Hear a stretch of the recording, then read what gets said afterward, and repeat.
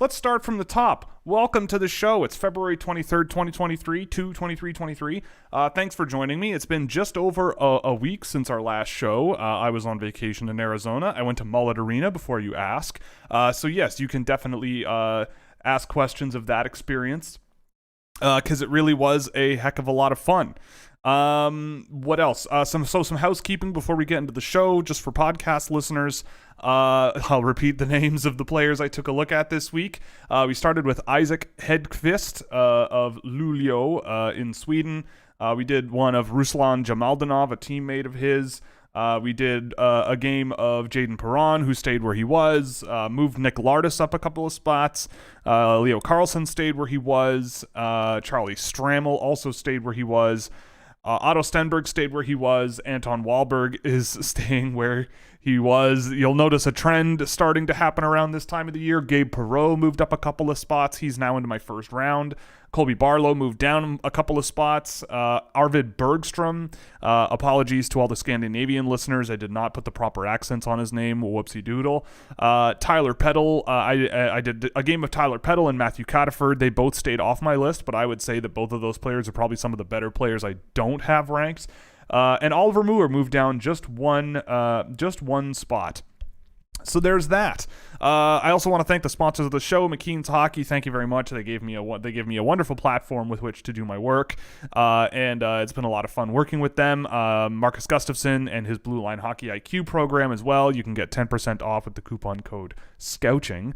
And Fanatics, they hopped onto the show this year as well. So if you scan the barcode, the QR code above my head, or use the affiliate link in the description below, you can give a kickback to me from anything you buy in the store. I also will announce I took the money from last week's show and bumped it up a bit and made a donation to the Canadian Red Cross Appeal for earthquake relief in Turkey and Syria. So thank you very much for all the donations from last week. We any impact and any help counts. Any money that was donated was matched and by me and forwarded to the Canadian Red Cross. And you can be rest assured that the Canadian government will also be matching that donation dollar for dollar. So, it's been a little while, so I'm really excited. This is going to be a fun show. Clearly, things have happened in the NHL since I was gone. I'm going to be perfectly honest. I have not watched that much of the NHL in the last month or so.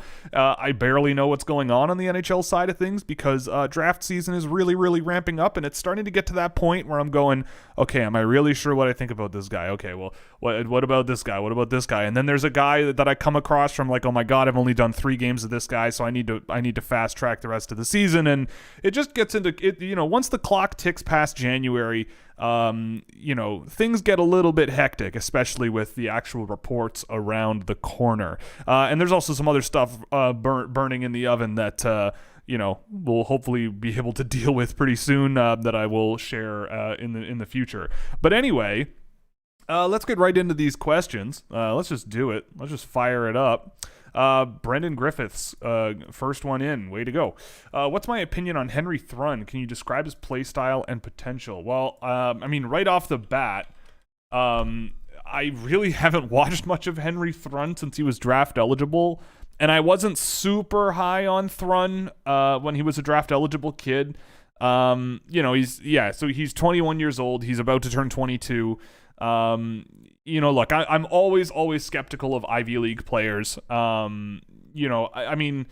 If Thrun is going to be a free agent at the end of the year, which I believe he's announced he's going to go to free agency, I wouldn't clamor to pick him up, but I don't know. With Thrun, what I have seen over the last little while, he's a fine skating defenseman. I remember watching him as a draft eligible on the Jack Hughes NTDP team and not really liking him as much as some of the other defensemen on that team, like Dominic Fensori was the big one that I liked off that team. Cam York was the other one.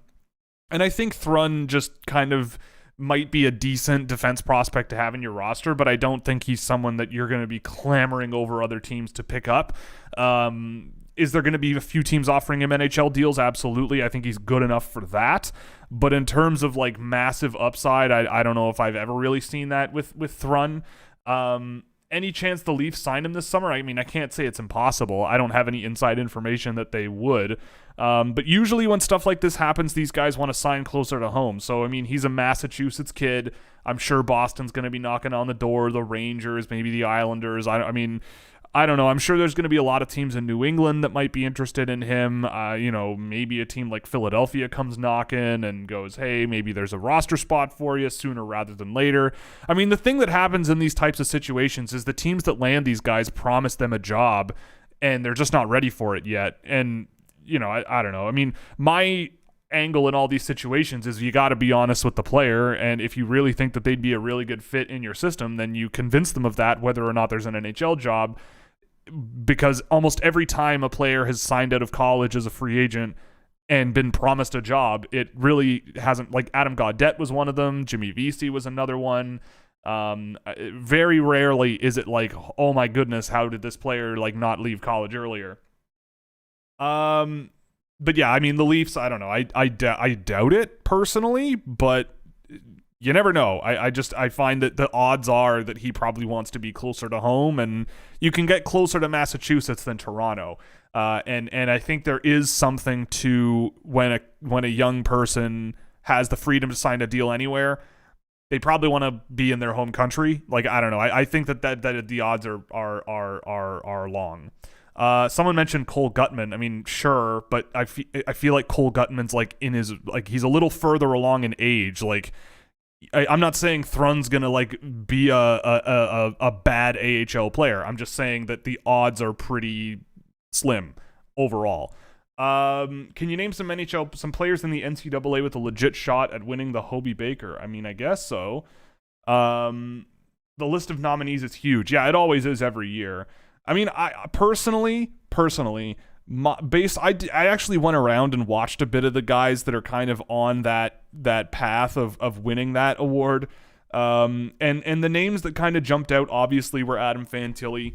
I bet Logan Cooley will be up there as well. He's been excellent this year. Jimmy Snuggerud is probably another sort of underrated guy that might sneak his way up the board a little bit. I've always really liked Colin Graff.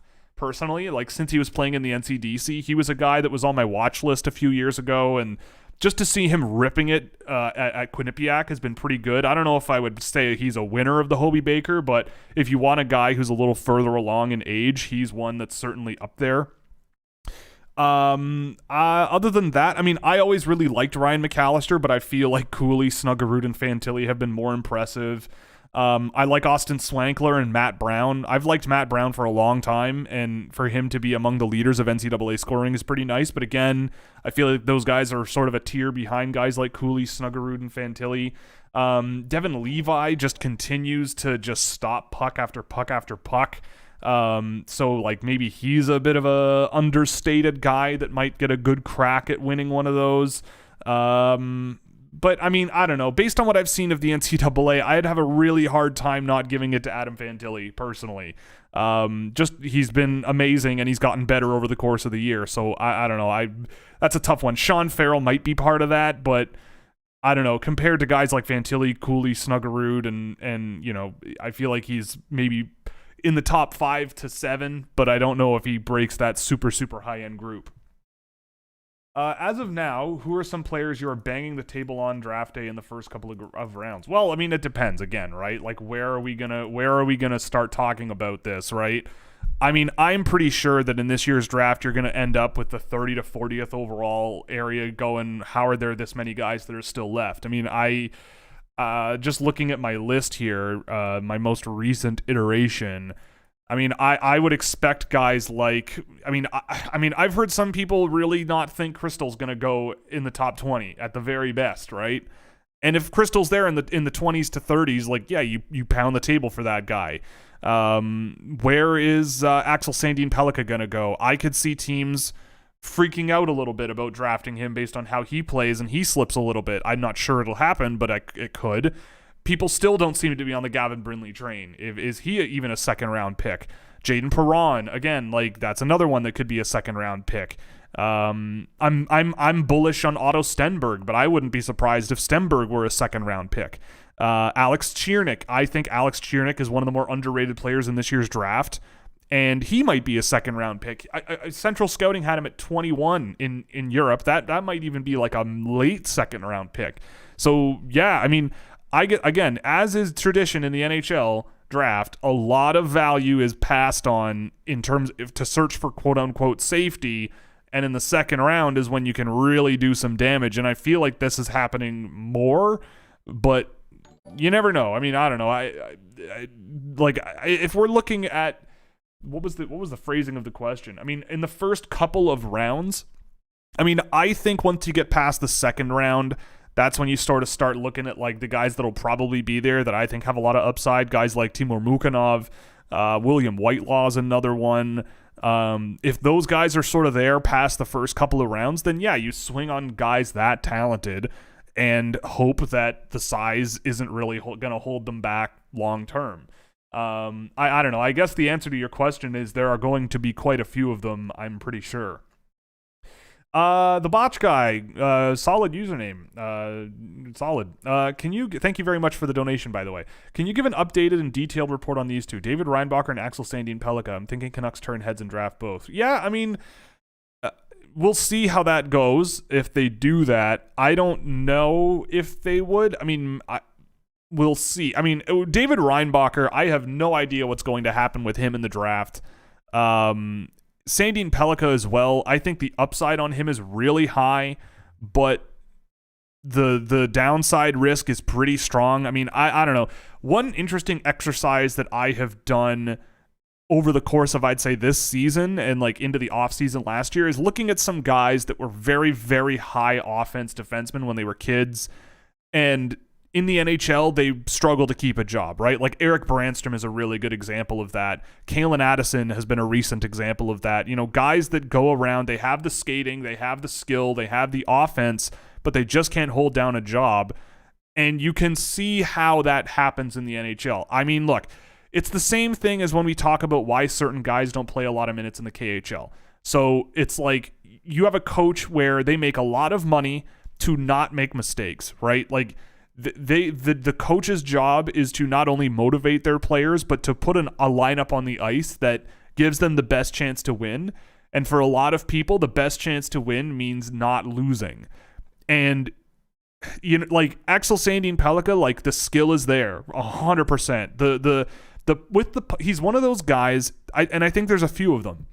He's one of these guys that play defense and play offensively, and with the puck, they're awesome.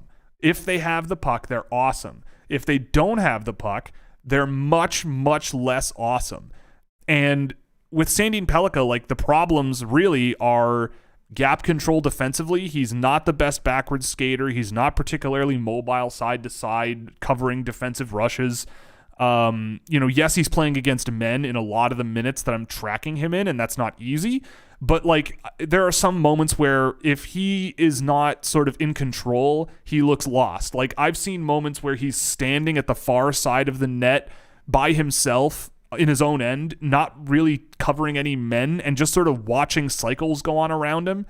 And in a couple of those situations, I think it happened at the World Juniors where they just went right through his legs with a pass and ended up with a goal against. And it's like that can be worked on, but I don't know. My thing watching guys develop over the years is that their style of play generally doesn't really change that much. Like when I did a lot of work on like Alexis Lafreniere, or when I did a lot of work on what happened with Elias Anderson or Oliver Wahlstrom, like not a whole lot changes year over year that isn't just like getting better at the game, which is kind of a weird way to put it. Like their tendencies and what they use as strengths and weaknesses don't really change, but I guess in some situations, like how much they weigh their strengths in their games, like relative to their weaknesses can change. Like if you see a kid who's a really gifted puck carrier and they just never carry the puck, then you can modify that, right? But it's difficult to reboot how a defensive player is supposed to play defense. It's not impossible, but it's tricky, especially with guys that don't quite have the mobility that they need to be like elite level mobile defensemen like Sandin-Pellikka doesn't really have that. But He's really talented. Like, he's got a ton of skill. He's really deceptive. He's a tremendous puck mover. Like, and he gives me a lot of Eric Brandstrom vibes from when he was draft eligible. And I think beyond, I mean, that's kind of all I can really say about Sandy Pellikka right now. It's been a little while since I've seen him, but I've always been like, I really like him. I've got him ranked really high, but I wouldn't be surprised to see him slip further. And I think that there's work that needs to be done, but the potential is enormous, which is why I have him ranked so high. With that out of the way, Reinbacher is really tricky. I mean, I could see Reinbacher being a guy that goes way higher than where some people think he is. Like, I've got him at 22, and I think if you draft him in the mid-first round and expect like a solid middle pair, defenseman that maybe you don't rely on as a massive offensive contributor outside of his shooting and just procedural passing, getting the puck up the ice. He's a decent puck carrier, I would say. You saw a lot more of that at the World Juniors when he was back against kids. But I don't know. I think that projecting that is really difficult. And I think that when you watch him at the National League level in Switzerland, you kind of see where the holes are in his game. Like, as he is right now, he's unrefined and incomplete, but I do like him. He's got a nice sort of size to work with, and you've got a guy who can certainly clog play up along the boards defensively, which is what you want to see. He plays solid defense. You can't really complain. It's just he's not particularly, in my opinion, he's not particularly exciting. And he loses a lot of battles right now. Like, he needs to get stronger, and I think he needs to make quicker decisions and build on his skill level. Like, where Sandy Pellikka really drives a lot of good results is just connecting on passes. Skill moves, open lanes, find guys, and complete passes. Reinbacher just doesn't really have that right now, and winning pucks back physically is just still a work in progress. But, he's a good passer in transition when he's got some space to play with. He's a really good shooter, and I think that's where a lot of his points come from. He's good. He's fine. He's good. Like, if you draft him top 10, you'll probably end up with a solid top 4 defenseman who can maybe kill penalties one day. Can he run a power play? I don't know. Maybe, but he'll play minutes. And I think there's just going to be more exciting options that you could draft, but I don't know. Like, I get the argument of, let's just draft a guy that we can play in the NHL and play for 18 minutes a night at least, and not have to worry about, especially if he gets a little bit stronger. He's not fully there yet at all, and I think that's why I have him ranked a little lower. Because as he is right now, it's just kind of questionable. But he's a good player. Like, as a mid to late first round pick, yeah, sure. You add another body to your team that can play. Whereas a guy like Sandy Pellikka, there's a legitimate risk there, but the talent level certainly is very, very impressive. We have another super chat. Thank you very much, Mark. All the way from New Zealand. New Zealand dollary days. Is that offensive? Is that an Australian accent? I feel like that's doing like a southern U.S. accent to me as a Canadian, which would be kind of strange. Especially because New Zealand is an island off the coast of another country. Anyway, thoughts on Liesel since being drafted? Glad Boston has gone all in this year, but really hoping he's a star for the future. Yeah, I mean, they didn't trade him for Dmitry Orlov, and that means that, I mean, he's not through the gauntlet yet of trade deadline day. I mean, I don't know. It's not very controversial to say that Liesel has become and has been Boston's best prospect since being drafted. I mean, he was drafted too late. There are reasons for that, but Boston seems to not mind, and there have been no reports out of Providence that he has been problematic. I mean, he's been very good with Providence. He started the year searing hot. But Liesel, I mean, I think with Liesel, the thing that I've taken away from watching him this year is how he played at the World Juniors is a very, very good encapsulation of both how awesome he is and how frustrating he is. The number of times that he just gains possession of the puck, drives it into the offensive zone himself with speed and evasion and skill and deception and all the good stuff. But then he just does nothing with it. He stops up, surveys the zone, and makes a bad play. And that's kind of like, again, when he was draft eligible, one of the things that I said he needed to work on, in my opinion, was he was just going too fast too often. He was just going and going and going. And if the things weren't going his way with the puck on his stick, he was much less effective. And that kind of limited his offensive output. So it's like learning that dynamic side of things, right? Like when to slow the game down, when to open up lanes, when to open up gaps, and do all of these things that can take you sort of to the next level offensively, rather than just, I'm going to take the puck and zip up the ice with it and attack the net. Like, that's fine, but NHL systems, like, they know how to get around that. And Lascelles, I think, is getting there. Like, he certainly was doing things that he didn't do much of when he was younger at the World Junior, but he still isn't quite there yet in terms of like really driving results in a way that you can trust at the NHL level, in my view. But he's learning, and I think that I don't think it's a mirage. Like, you look at him with Vancouver last year, his numbers last year with Vancouver were like off the charts good relative to the team that he played on. They weren't great. He was very, very good. This year, I think on Providence, I mean, he's one of their leading scorers last I checked. He's been very good. And he's still very young. So I'm not really concerned about him. It's just a matter of just continuing with the reps, learning. It's also very important to remember, like, he might not make the team next year, and that's okay. I would expect him to spend another year in the AHL and say, hey, like, you can be called up for sure at some point, but we're in no rush to like race you along and put you straight in the NHL, because again, you still see those moments at the World Juniors, especially, where you go, yeah, you do that in an NHL game and you're going to get benched, or you do that in an NHL game and, you know, your coach is probably going to want to like rip a couple of hairs out of your head. And you can only do that so many times, and you don't want to throw him in too quick. But I do think he's taken steps every year since he was drafted and just gotten better, which is great, because I think he's great. I think he's a ton of fun. Here's a controversial non-question. It's not a question. It's just a statement, which I always love because it's less work for me. Lambert in the WHL is good. Yeah, he's been great. I think he's got like 20 points or something in 13 games or something on a very, very, very good WHL team. Yeah, I mean, it's his first junior competition over a long period for, I want to say 3 years, 3 years, 2 years, I think. Like, If he didn't step into the WHL on the Seattle Thunderbirds and score a ton of points, it would be problematic. Like, this is kind of the expectation. This is where he's going to play his minutes. He's going to get some confidence, you know, learn the ropes, you know, whatever. He kind of fizzled out a little bit in the AHL, lost a bit of ice time and all that stuff. But again, it's important to remember that he just turned 19. You know, there's no rush, and he finishes the year trying to win a championship with a really, really good team. And he's been playing extremely well. David, hello.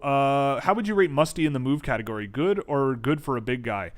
Yeah, I mean, Musty does. I think he'd be in that category. I don't think I've rated him yet, but I mean, I'd be pretty confident putting him in like the 1C or D category. Like, there are some things about Quentin Musty moving around the ice and moving pucks around the ice that I think is really high end. Like, he can be a bit mystifying with, you know, sort of barreling into pressure and trying to go through guys and just not quite getting there. But I think he has a pretty good set of hands. You know, he uses his turns really well, finding lanes and building speed really well. He's not the quickest guy in a straight line, but he doesn't really have to be. Like, he adapts to oncoming pressure really, really well. You know, he scores points for a reason, and it's not just because he's bigger than everyone. Like, he's really good at protecting the puck. He's really good at threading passes through traffic and shoveling pucks inside the middle of the ice. You know, just a really interesting player who I think has just gotten better and better over the course of the year, especially since the coaching change in Sudbury.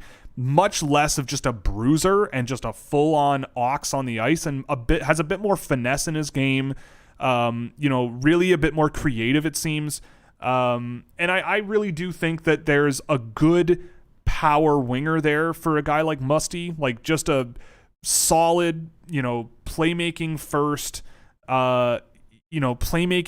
guy who has a lot of resilience on his feet. Really, I think he projects pretty well to the NHL. Maybe not as like a top 6 guy, but like a good sort of third line energy physical dude who can just get the job done, and there's nothing wrong with that.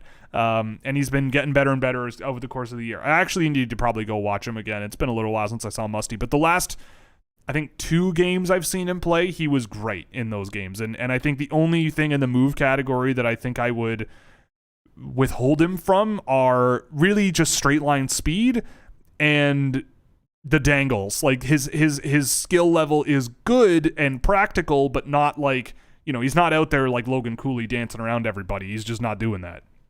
But not that I need him to do that. What do you think Misiak's upside is? Middle 6 or bottom 6 forward? What's his defining offensive skill? So I don't know. So the first thing I'll say about Martin Misiak, I think that at least you're going to get a good defensive third line forward out of him. That guy, he throws his body around. Like, I'm surprised more NHL teams aren't curious about him. But, I mean, it's not too late. Like, last year, there was a Zerg rush at the end of the year for Adam Sikora out of nowhere. And this year, I mean, with Misiak, like, he's not getting talked about a whole lot, especially now that he's in the USHL. And he's not, like, shooting the lights out there. But I think he's played pretty well there. Just really physical. He's a guy that I would love to, like, get to know and coach, because I think he has a lot more skill and flair than he leads on and doesn't really use it in a game that much. Like, again, go back and look at if you can, I don't know where you can find it, but go look at the highlights of the Slovakia-Switzerland shootout from the World Juniors, and Martin Misiak's shootout attempt there is absolutely bonkers. Like, the hands that he displayed there was really something. And you don't see that out of many guys in this year's draft. And he's 6'2", 6'3", and really, just brings it a lot of his shifts. And I think the things that hold him back seem to be just a lack of confidence to sort of pull off what he can pull off. Just little slip passes in transition. He'll chip it up the boards when he has the skill to pull the puck to an inside lane and cross the blue line himself and sort of run a rush himself.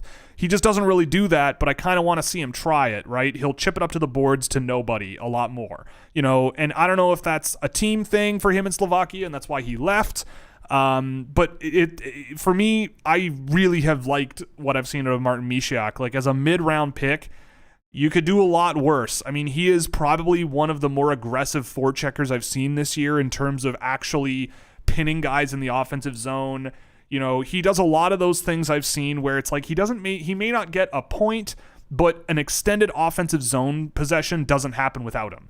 He's one of those guys, right? Like, watching Ryan O'Reilly with John Tavares and Mitch Marner, right? Like, you can see the role that a guy like Ryan O'Reilly plays, even though he's not a 90-point scorer, really. I don't think anymore. He could be, maybe, but he doesn't play like it, and he he doesn't really have the boots to, like, really sort of do it. But as a function of that group, there have been some plays I've seen Ryan O'Reilly make where I'm going, yeah, the things that Marner and Tavares do on that line would not really have happened without Ryan O'Reilly doing stuff. So it's kind of like that kind of thing. And so, yeah, I mean, I don't think he's a top 6 guy, though. I don't think that. I think he's maybe a third line guy. That's my expectation of, like, we see you as a checking forward with some skill, and if you want to be more than that, we think you could, but just do you, man. Like, try things, be creative, blah, blah, blah, and we end up where we end up. What do you the last question, thoughts on Andrew Strathman? Yeah, I mean, Andrew Strathman is fascinating.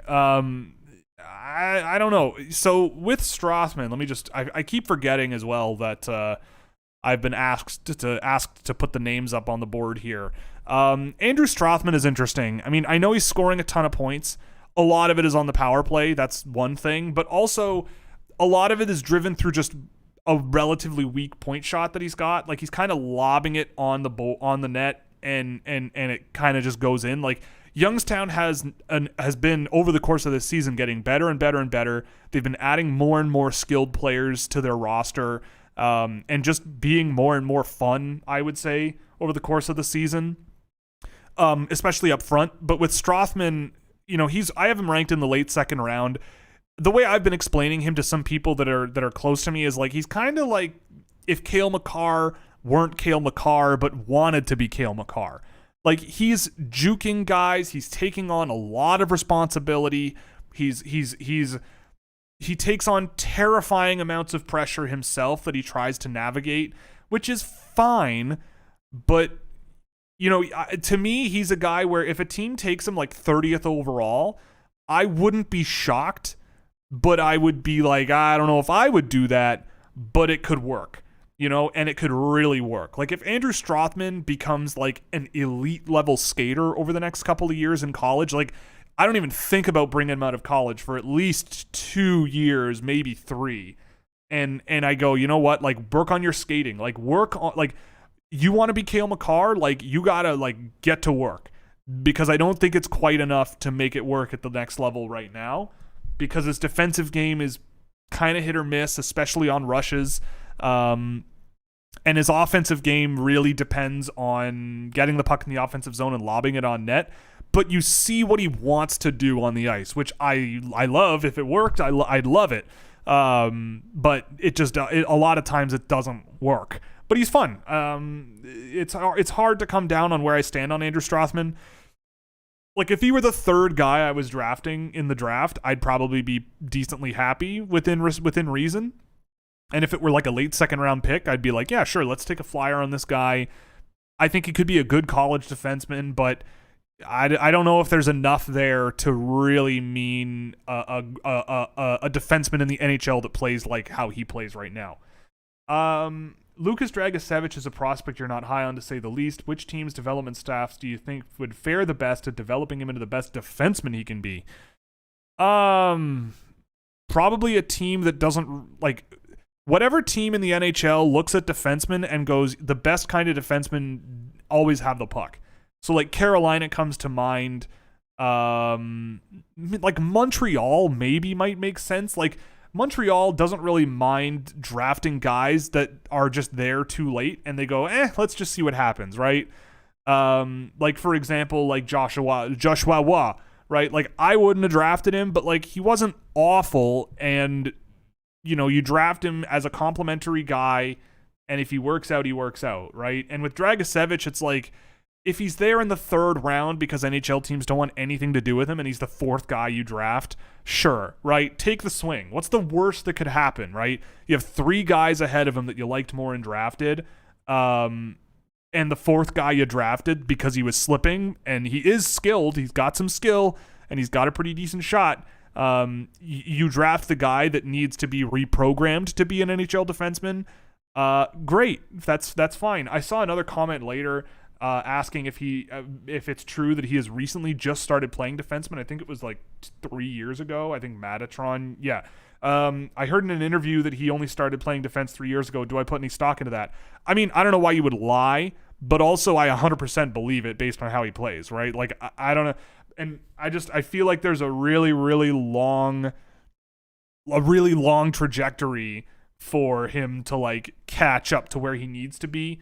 But you never know. I mean, it could happen. I don't know if he's a guy that, you know, if he's drafted in the first round, it's similar to Strathman. I wouldn't do it.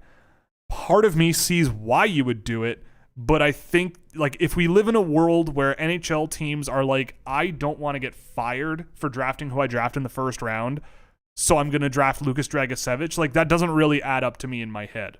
But in any case, look, I mean, he's an interesting player. It's been a while since I've seen Dragicevic, but I remember every time I've seen him this year, I go, okay, in the offensive zone, yeah, he can put pucks on net. He's got a bit of skill. He does whatever he wants, which is fine. But outside of that, like, especially in the defensive end, like, it's a mess. And I don't know how much work you want to put in to fix that. But I'm sure some team out there is feeling differently than I do. Scott Nicholas, hello. Who would you have in an unnatural position in their prime? Oh God. Goaltender Wayne Gretzky, centerman Nicholas Lidstrom, winger Bobby Orr, enforcer Patrick Waugh, or defenseman Pavel Bure. I mean, defenseman Pavel Bure, I feel like, is just Paul Coffey, so maybe that. I would love to see Bobby Orr play wing as well. That would be fun. That would be fun. I definitely wouldn't put Wayne Gretzky in net. That's 100% true. And maybe not even Nick Lidstrom at center, but I guess that makes sense. And also, like, Patrick Waugh, like, I don't know. I don't feel comfortable taking a goalie and putting them out of the net, or taking literally one of the best players to ever play the game and putting him in net. Like, that I think you can nix those two. But I would love, I mean, Pavel Bure playing defense would be hilarious. So, and him and Winger or Bobby Orr, I think, win. How many tears would you cry if the Red Wings snuck into the playoffs and ousted the Maple Leafs? Dude, listen, bro. Listen, Scott, with your child in your avatar photo. Listen up. I'm 32 years old. I'm not even that old, and I still understand what being in Toronto my entire life has done to my soul. The Toronto Maple Leafs could go to the Stanley Cup Finals, Game 7, and my childhood brain is so damaged from the trauma of everything that the Toronto Maple Leafs put me through as a child that it would be disappointing. But, like, I don't know. I watched the Maple Leafs collapse against the Toronto Maple Leafs in that Boston Bruins series in 2013. I was at Game 7 at the Maple Leaf Square thing where they watch it on TV, and I watched that live. They were down 3-1 in that series. They won, and they won, and they won, and in my stupid young man brain, I'm going, holy crap, maybe the Leafs aren't the Toronto Maple Leafs this year. Maybe there's something to this. Like, they shouldn't be winning these games. James Reimer deserves a statue and his own cathedral, right? Like, now he does.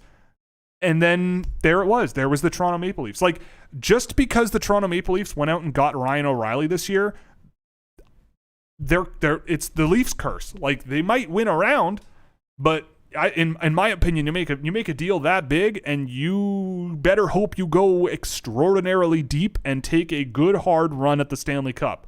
Because there's not much left in the cupboard for the Toronto Maple Leafs to play around with to make their team better through a trade, right? Like, there's some stuff, but you got to have some stuff also to fill your roster out with. And it seems like every year the Toronto Maple Leafs are kind of digging around looking for more and more of the bargain bin stuff because they don't really have much else to offer. But anyway, I guess the answer to your question about how many tears I would cry would be 0, because I don't know. I've seen it all, man. I just by virtue of being in Toronto, you see it all and you feel it all, and you feel it all so many times that there are just no feelings left. So yeah, that's it. There you go. Good for the Red Wings. Cool. I mean, I also am tied to the Red Wings. Like, I had a childhood friend that I hung out with a lot, and his uncle was Steve Yzerman, and so, like, I liked the Red Wings. They're cool, They play in an arena named after a pizza chain. That's pretty neat. Anyway, I'm about to sneeze. Excuse me. Marat Khusnutdinov, check out what he's been up to. That's a good thing to do, because I have not done so in a very long time. Marat, he's probably awesome, because I've watched a bit of him with St. Petersburg this year, and he's been amazing. Yeah, 41 points in 63 KHL games. Yeah, that's not bad. 4, 5, 6, 7, 8, 9, 10 points in his last 3, 4, 5, 6, 7, 8. Yeah, 10 points in his last 10 games. I mean, look, am I going to take a victory lap about Marat Khusnutdinov being absolutely sick, being a kid who doesn't turn 21 until July? Maybe, but we'll see. The point is, he's awesome. And he's playing very, very well, and I'm very happy about that. And I hope that he has a very long and fruitful NHL career, because that would be very, very good for my brand. Anyway, have you watched much of Hunter Height? He has 35 points in 30 games since being traded to Saginaw. I mean, I don't know. I've seen a bit of him, because he did get off to a really hot start with Saginaw. I mean, 35 points in 30 games, that's like 75-point pace for an OHL player drafted just last year in the second round. That's I'd say okay at best. Like, a lot of guys that are in the OHL are scoring a lot that have been drafted. I don't know. I've never really seen it with Hunter Height. Like, I see the skill level, but, like, that has been about it. Like, I remember last year Sometimes he had some nice hands to get around guys in transition, but like that was it. The rest of it has been always a mixed bag for me with Hunter Height. And like being moved to Saginaw, I mean, it's a better team and they're full of guys that can really play, so it makes sense that his production would get a little more inflated. But I don't know. I've always been a little bit mystified by Hunter Height, and just haven't seen it. Thoughts on Colson Petra? Yeah, I mean, Petra sort of flirts with the tail end of my list. I do think there's some stuff there that's good. Like, he's not small. He's pretty lanky. He's got a really nice shot. I think he uses that shot as well to deceive and make plays in traffic in dangerous spots. He's an interesting guy. I think does he really move the needle for me enough that I would draft him over someone from, say, Europe that I'm more excited about and can leave in Europe for a few more years, or a college-bound kid that I can leave in college for a few years? Probably not. Like, I feel like he's one of these guys where a team is going to draft him 70th overall, and I'm going, sure, whatever. Like, at that point, probably not a bad bet. There's just other guys that I think I like more. Like, he's on my watch list. I do think there's some stuff about him that's pretty solid, especially with regards to his shot and some of the skill moments I've seen in the offensive zone. But, you know, like, he doesn't really move the needle for me a tremendous amount, and he's more on my watch list for me to not forget about and go, okay, we'll check him out again before the end of the year at least once, and see if there's anything you've missed. But he's not bad. Like, I watched him at the top prospects game, and yeah, like, I thought he was fine. Like, I thought he had some good skill moments and a couple of nice shots, but he was fine, and I think there were just other guys in that game that were more impressive. Who are the second round forwards that should probably be going in the first but won't because NHL? I mean, again, it's very, very difficult to say before the draft happens. The hot takiest one I would say is Andrew Crystal, but I just refuse to believe that he'll be there in the second round. Gavin Brindley seems to not be able to find his way in the first round. I feel like Jaden Perron won't be gone in the first round. Part of me wonders about Mikhail Gulyayev being a guy that goes in the first round or not. I don't know. I would probably, but I could see why teams might not for NHL reasons. Luca Cagnoni, I feel like could be a late first round pick, but probably won't be because he's small. And there are problems with his game, but I really, really like him. I think he's a solid bet for a late first, early second round pick. I've really grown to like Oscar Fisker-Molgaard and Grayson Sachin. Those are a couple other guys. Martin Mishak is another one, but I don't have like huge expectations of him to go in the first, and he's barely in my first round. Like, we're getting kind of low on my list here. So those previously mentioned ones, I mean, there's a couple that I fully expect not to go in the first round, like Timur Mukanov in the first round would just boggle my mind, and I don't think that that's going to happen. So that's another one maybe to add to the pile. But I mean, Gavin Brindley and Jaden Perron are probably two of the likeliest for sure, and Luca Cagnoni, I would say. Like, small players already I think are at a disadvantage, but small defenders are much more at a disadvantage, and I feel like Cagnoni, maybe Tanner Molendyk or Molendyk, those guys probably factor in there as well. Who are this? Am I wrong for not liking Noah Dauer-Nilsson? His point production is great, but I don't see a real player in him. Yeah, I haven't really liked Noah Dauer-Nilsson. Like, he's not ranked on my board, and that's largely because when I watch him play, I go, am I excited to draft this guy? Like, do I legitimately think that he's going to be an NHL player? And I just don't really see what he does in the NHL that's like super high level that can really make a difference. I don't know. I mean, I know he's been playing in the SHL a bit recently, and I haven't watched any of that, so I probably should.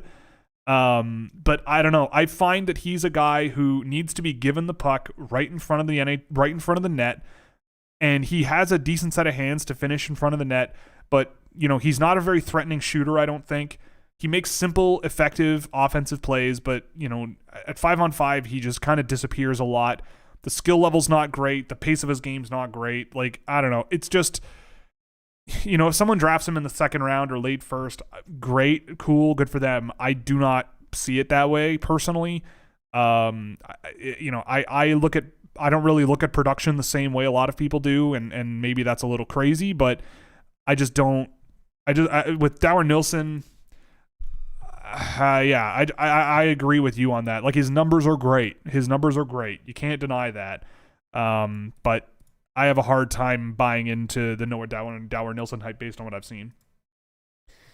Is there any chance Sandin Pellikka, Simishev, Gulyayev have top pair number one potential, or is this year's defenseman group pretty weak?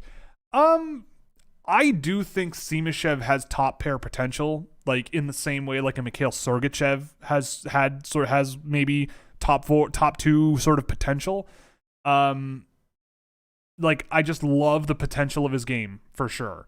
Sandin Pellikka, I think, has that kind of potential as like you play him on your first power play and you play him with the right person on your first pair and the right surrounding cast and like tactical system on your first pair, and I think he could be really good there.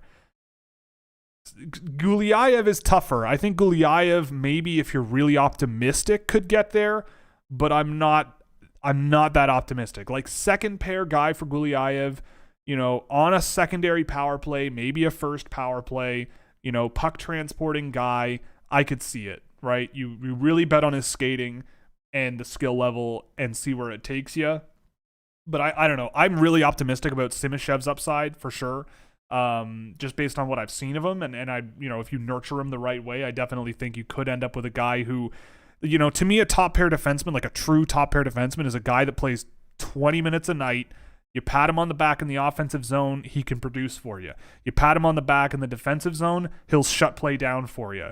You want him to transport the puck up the ice and not lose possession of it, he can do that for you.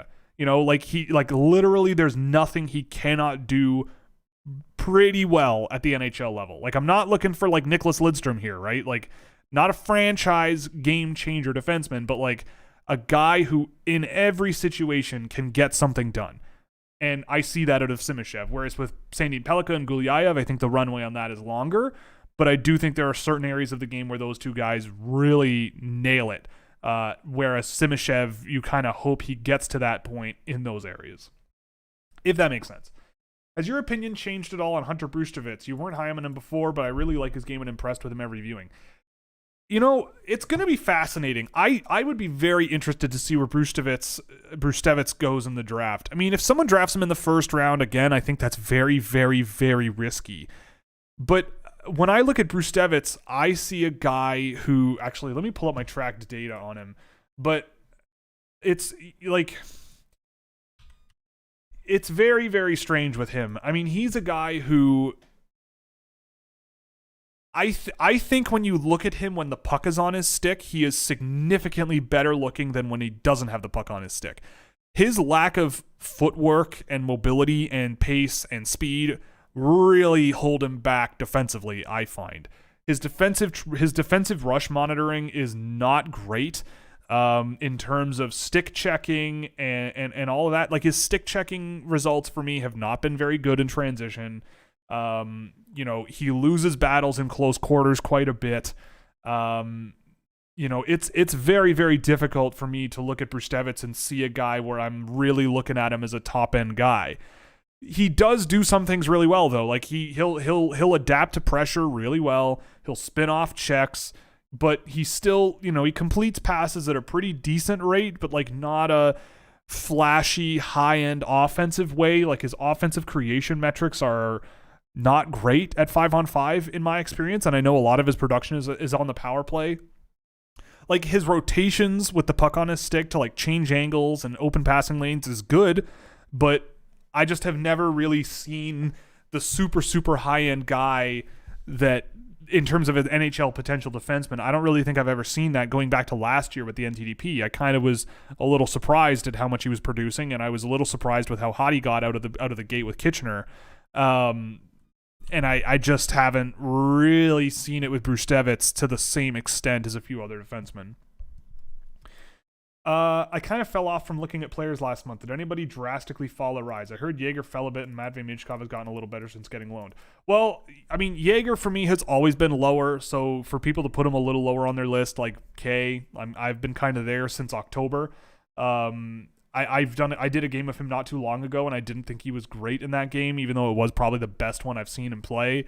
But again, like, it's like, to me, it's pretty simple, where it's like, it's a gut feeling based on having watched him and literally every other player in the top 10, in my top 10, and going, yeah, I don't see any possible way that he knocks someone out of this group. I just don't see it.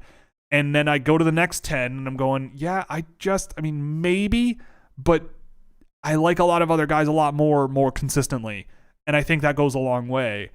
Michkov, 100%, like, it's night and day. Like, Michkov going to Sochi, I think has I don't know what happened to him. I don't know if it's like the coach got in his ear and was like, you are going to play like a normal hockey player because that's what you can do really, really well, and stop trying to do everything yourself, and stop cheating for offense, and stop doing all this stuff you were doing in St. Petersburg. I find it hard to believe that the head coach of one of the worst KHL team did that. I don't know. I would love to know what the change was for him going from St. Petersburg to Sochi, because he seems significantly more engaged defensively, which was like a problem with St. Petersburg for me, to the point where it's like, it doesn't matter how good offensively he is if he just leaves you basically shorthanded in your own end when he's on the ice. Like, you just can't have that, especially if you're drafting that kid in the top 10. But he's back checking. He's using his speed. He's using speed I haven't seen a lot of recently, using it really, really well. What is his name? Michkov. He's doing a lot of things much, much better with Sochi than I remember seeing with any level of play from him this season. Still not the best puck distributor, really, but he's better than I was expecting with Sochi, and I think there's more that you can get at. But yeah, I mean, he's been very good. And playing much more like a hockey player, which is great to see. And he's been creeping up I think he's at 5 now for me.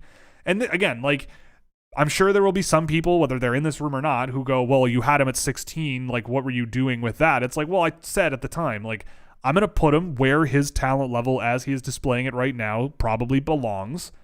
Because I also had always had a bit of concern about Matvei Michkov as a player. But now that he is... Maybe it's just that he's being treated with some level of respect, maybe. Like, he is now getting a KHL gig, like, for many minutes at a time, and, like, being given some good line mates to work with that aren't, like, 35-year-old Russian schlubs. And he's actually, like, getting somewhere with the younger players that he's playing with, and they're more on his wavelength. I don't know. But the point is, like, he wasn't very good in the games I was watching him at 5-on-5. Like, he was scoring on the power play. That's great. But there was a lot of frustrating bits of his game where I'm going, I'm not drafting this guy in the top 10. It's just not going to happen. And I do still think that he's not a lock at number 3 or a lock at number 4, but he is part of a pretty large group of very talented players that stretches in the top 10, I would say. You know, like, if he's there at 10, you do it. You probably are giving yourself the best bet to land a pretty good scoring forward at 10th overall if he's there. At 3rd, I think you're passing on a lot of potential talent, but you're going to end up with a pretty good scoring winger, and that's fine. And yeah, pretty much every game I've seen of him since he moved to Sochi has been a lot better. And definitely some head-turning moments where I'm going, okay, if this is what he was, then great. Good for him. I do still believe that he is part of a pretty large group of guys that also flash some pretty high-end abilities in ways like kind of how Michkov does. Habs top 3 prospects outside the NHL. I probably would go with I need to cheat. I need to go to my magical spreadsheet here and go to Montreal. Boy, Montreal's on a rip this year with their young guys. Yeah, I mean, Hudson is in there for me.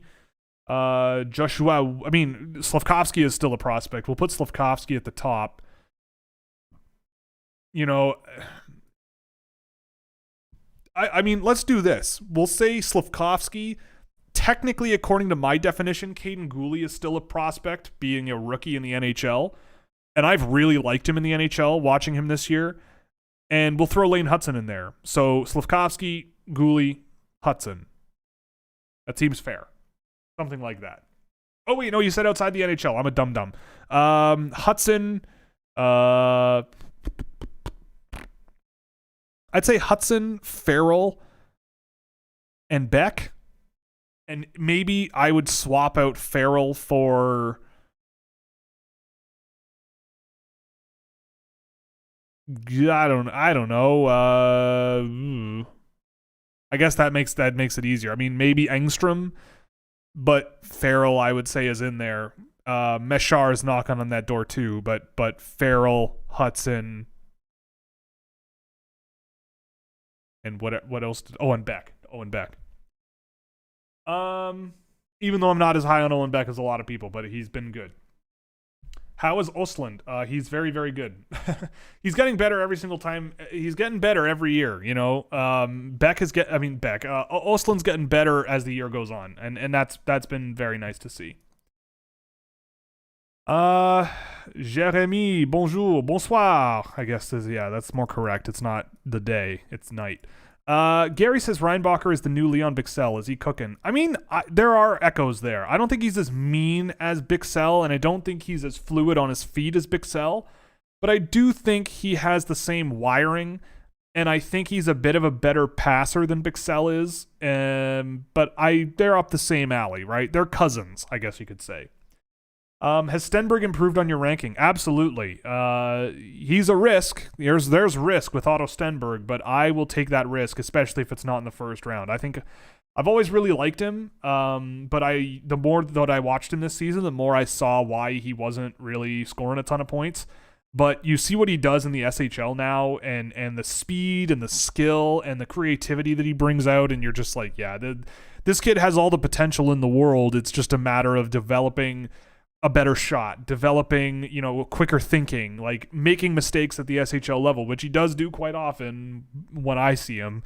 But you learn, like, as long as he's learning from them, not trying to do everything himself, just keeping it simple and effective while also, dangling through guys' legs once in a while because it's fun to watch. He does that once in a while. And it's fun, but there's a, again, like settling into a little bit more. He definitely needs to get stronger. Like, that's the big thing with Stenberg, I find, is like he needs better offensive tools for like finishing at higher levels, but also he gets pushed off pucks really easily. He's fast, but can get pushed out of rushing lanes to fetch loose pucks and forecheck. He gets pushed out really quickly and easily. Not much of a net front threat. Just some strength-based stuff that I think also holds him back. People have been upset the Coyotes have been winning, but do you think the Coyotes already found their first overall talent with Cooley, even though he was drafted third? I mean, I think Cooley, looking back, for me, I don't like re-ranking things this quickly, but in my heart of hearts, I should have put Cooley at 1.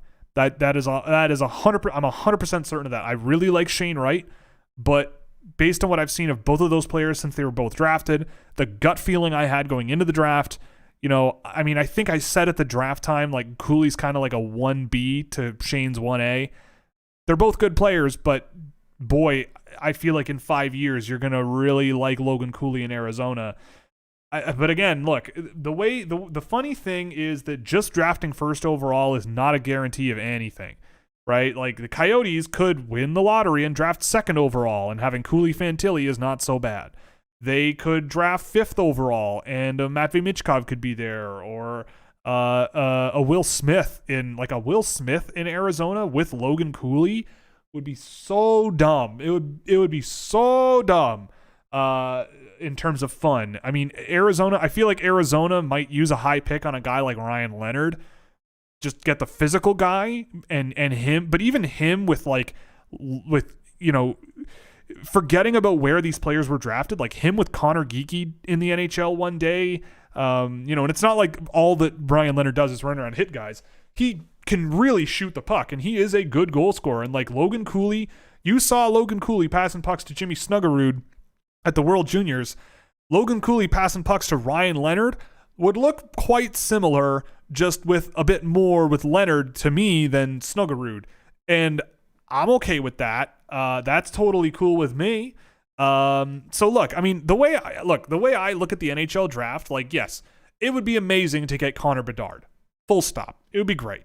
But not only are your odds slim when you finish last, like it's more likely you lose the lottery, but also like try to win. Like the Coyotes have been objectively going out of their way to be bad for many years.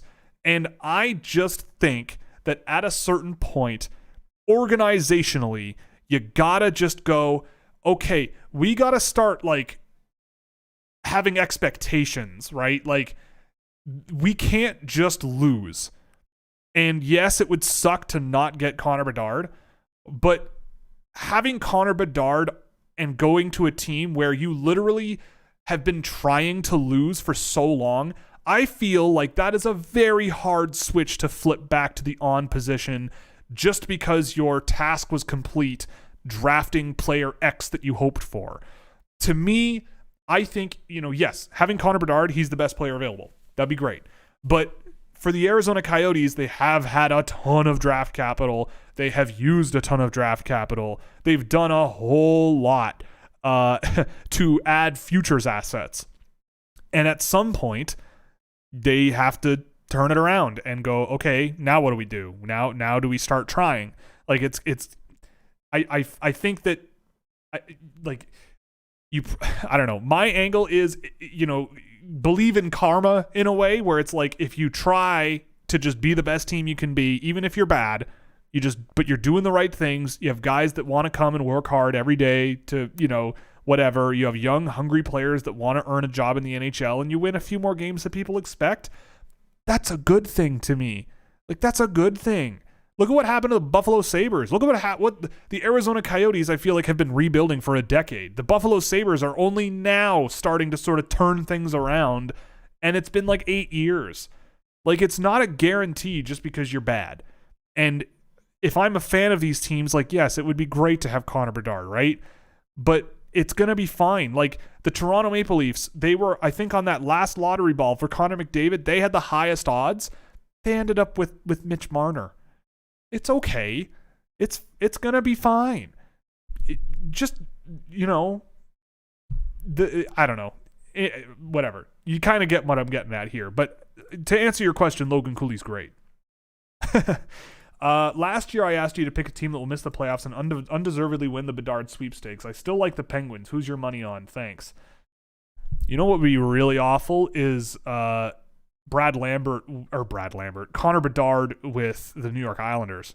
Lou Lamoriello going up there and saying, with the first overall pick, we select from the Regina Pats Connor Bedard, would be wild. And I believe that the first round draft pick they gave to Vancouver would transfer to next year. So if the Islanders barely don't squeak in for whatever reason, let's say Ilya Sorokin gets hurt or something and they lose, that would be really something. Or I don't know. I'm trying to think of a team in the East that's sort of barely on the outs, that has a first round draft pick. I don't know. I haven't watched a bunch of the NHL, so I don't really know. But the first one that comes to mind is the Islanders, just because I think that would be hilarious. Are there any prospects in the Manitoba Junior Hockey League that could get drafted? I haven't looked a lot in the MJHL that much, but if I were a betting man, considering how many players get drafted out of there, I would say no. Are there even, again, I'm having this mental issue with Junior A in Canada. Like, watching all of the BCHL guys, for example, that shoot the lights out and never go anywhere in the NHL. Look at Carter Savoy in the AHL now. Like, he's been okay, but people were telling me I was crazy forever for being like, I don't know about this guy. And he's kind of amongst a pack in the AHL right now. Is he done developing? No. But Junior A in Canada is not always the most clear-cut way to draft talent. I like Hoyt Stanley as a defenseman in the BCHL. I think he's got a ton of potential. There's not a single player in the Manitoba Junior A League that's a point a game right now that's draft eligible. if is there anyone like that went undrafted last year that's like exploding the league? Okay, one, Lucas Brennan. Never heard of him. May I'll file it away, but I doubt it.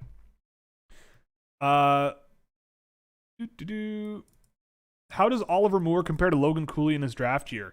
So I think Oliver Moore is a little bit more of a faster straight line player than Cooley, but I think Cooley had more flair in his game, but I think Moore does have comparable levels of like creativity and playmaking prowess.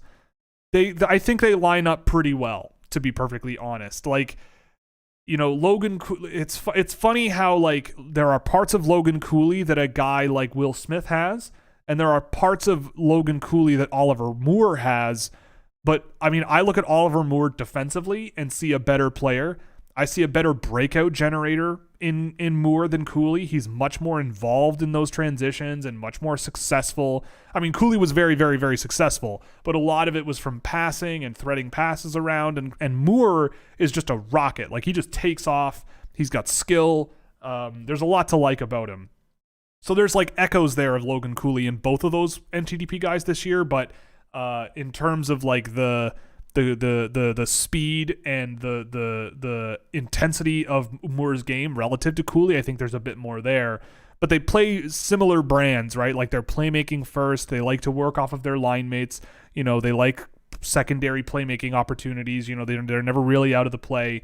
So yeah, I like Oliver Moore a ton. I think he might be the number one NTDP guy on my list right now. Yeah, like, he's at 5 for me, and Smith is at 8. I mean, you could maybe flip those guys around if you really twisted my arm, but I think there's a lot to like about Oliver Moore, and putting him up the middle of your ice in the NHL would not look very bad.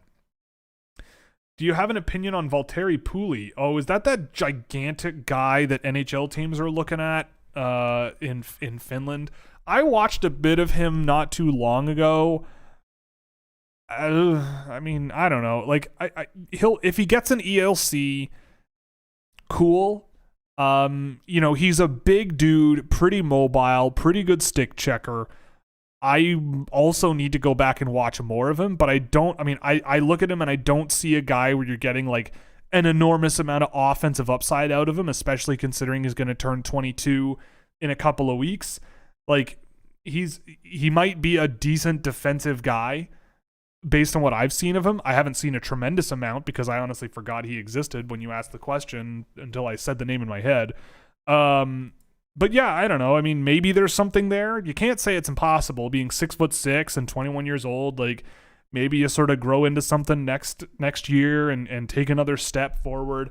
But you know, I mean, personally, since it's not a draft eligible guy, it's a free wallet, right? Like, if you think there's something there, you give him an entry-level contract.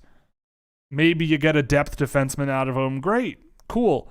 And if you don't, you didn't spend anything to get him except money. And we all know NHL teams have plenty of money. Well, sort of. Is Matvei Michkov the biggest riser on your list? If not, who has been the biggest riser you've had in your prospect rankings from the beginning of the season to the end? Probably Oliver Moore.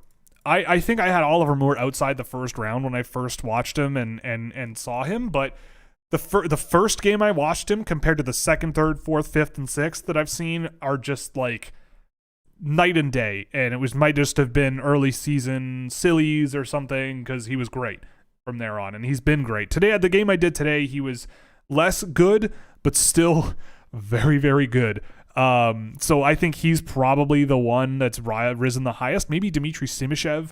Like, if you had told me at the beginning of the year, like I remember watching Simishev last year and thinking, this guy's pretty good. Like, he's big and got some good stuff going on. Like, I'll file that away for next year. But I did not think I'd be looking at him and going, he might be the best defenseman available at the end of the day in a few years. You know, when I look at Simishev and I go, yeah, there's a lot of stuff that I like there, even if there is a bit of work to be done. And he just kept moving higher and higher on my board, because I keep thinking, like, yeah, I would ice this guy against a lot of guys with the way he skates and the skill level he's got and the creativity he shows at times. Totally cool. Love it a lot. But yeah, I mean, I think the easy answer there is Oliver Moore. just because I came into the season going, yeah, I kind of like him, but I don't think he's like incredible, and now he's in my top 5, and I didn't think that was what was going to happen. Do you usually watch full games or just player shifts? I do individual players. It helps me focus on just the player I'm watching. There are some games that I watch multiple times, and I'm watching multiple players in, a player in one game, a player in another game, a player in another game. And I look at it as, like full games also, they take a lot of time.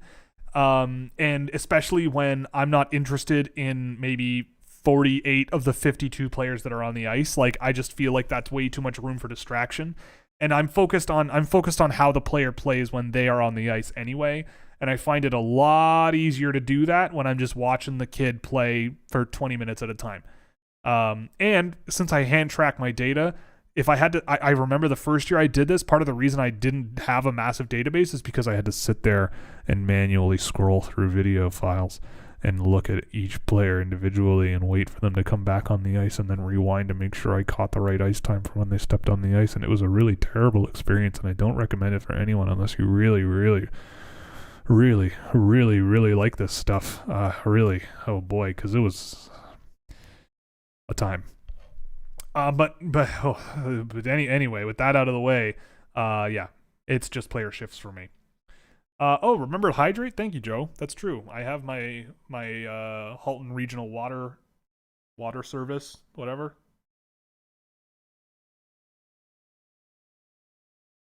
Oh, I needed that. Thoughts on Zane Parekh? I like Zane Parekh a lot. I did some OHL scouting last year a bit, and he was great. I mean, in terms of like a skilled offensive defenseman, like there was nobody better that I watched last year for the OHL draft. He fell in the draft, and there are reasons for that for sure based on how he plays and other stuff, but he's a very, very talented player. Certainly very skilled, very offensive leaning, mobile, really good shooter. There's a lot to like with Parekh, and I'll be very curious to see what happens next year. Can you see in the stream stats from players drafted last year or some years ago, or don't you do it? I mean, I can pull up my previous years of data. I could, like, here's 2022. I have them archived, so I can pull them up. And any patron also gets access to view the data visualizers that I've made in previous years for tracked data. Mine this year is a little bit delayed for tech problems. I'm trying to make my Google Sheets server talk to Tableau a little bit better, but it's not doing very well, so I'm trying to figure out another way around it. But in any case, yeah, I mean, if you wanted to see stats from like previous years, then yeah, I can show it. Did you see, what did I see? Did you see any Gavin McKenna at the Canada Winter Games? Yeah, a little bit, and he's sick. I mean, it's not controversial to say Gavin McKenna is a very good hockey player, but I mean, again, like, it's very important to look at who he's playing. I believe that the teams he played so far in that tournament have been Nunavut, the Nunavut, Northwest Territories, and PEI. Not a whole lot of hockey players in Canada are coming from those provinces and territories. Not a whole lot. And when Gavin McKenna is on the ice, everything is happening for UConn, and when he is not on the ice, nothing is happening. Like, I don't know. It's the Canada Winter Games. He's played teams where, like, Nunavut's best player is like a bottom-end junior B guy in Canada, which is not like it's like if Nunavut had one guy who like played in the NCDC in the US and like had 10 points in 40 games. It's just not, it's not comparable. It's not like, I don't know when the last time Gavin McKenna would have played against a skill level that low. But when he plays a team like Alberta or Ontario or Quebec, like, sure, we'll see how that goes. But, cool. I mean, it's cool to see him score so many points. But, I mean, I think UConn beat Nunavut like 11-5 or like 11-4. I don't know. It's Nunavut, guys. I've never been there, but not a hockey factory, I don't think. Suppose Montreal has picks 8 and 15. What would you be willing to offer for Pierre-Luc Dubois? do I have to trade those picks for Pierre-Luc Dubois? Like Montreal, I don't know. I feel like yeah,